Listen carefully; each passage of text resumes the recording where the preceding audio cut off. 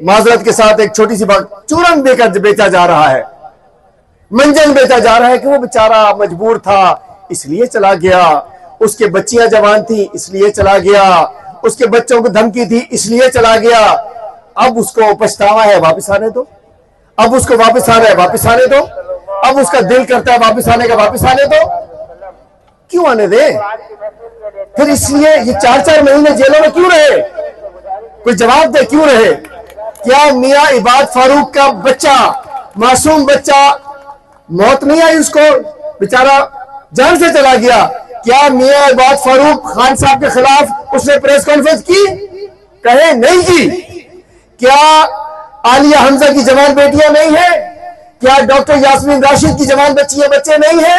क्या हमारे मियां महमूद रशीद, इजाज चौधरी, में बात नहीं कर रहा अपने कप्तान की, वाइस कप्तान के ऊपर की, मैं अपने यशों की बात कर रहा हूं। और 10,000 वो पंजाब में रहने वाले हमारी, क्या उसकी बच्चियां नहीं है बेचारी, वो सरम जावेद की?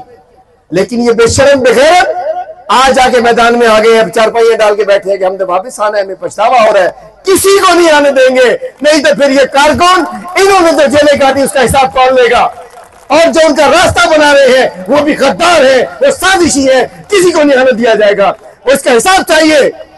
आज हमारे खवातीन, हमारे बुजुर्ग बेचारे बच्चे बेटियां उनकी जवान पड़े हैं, उन्होंने भी तो, और जिन्होंने, और मैं कहता हूं हमें नुकसान कैसे हुआ? जैसे ही 9 मई के बाद ये बड़े बड़े ये बेरी हिलाने से जो फल गिरने शुरू हो गए, लोग समझे कि शायद पार्टी खत्म हो गई, पार्टी का ये भी गया, वो भी गया, वो भी गया, वो भी गया, वो भी गया।